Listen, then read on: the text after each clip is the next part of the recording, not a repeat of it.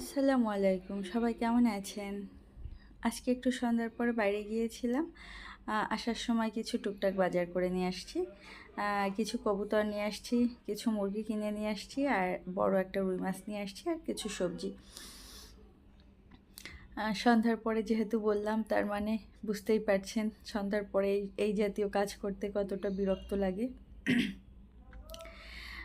শরীর আবার নোংরা হয়ে যায়। মাছ, মুরগি এগুলো ধরলে তো মনে হয় যে আবার গোসল করে আসি।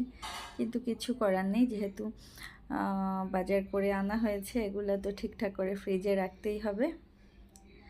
তো ওগুলাকে ঠিকঠাক করে আমি ফ্রিজে রেখে দিয়েছি। পরের দিন সকালবেলা আমি 2টা কবুতর রান্না করব, এই জন্য 2টা কবুতর বের করে নিয়েছি।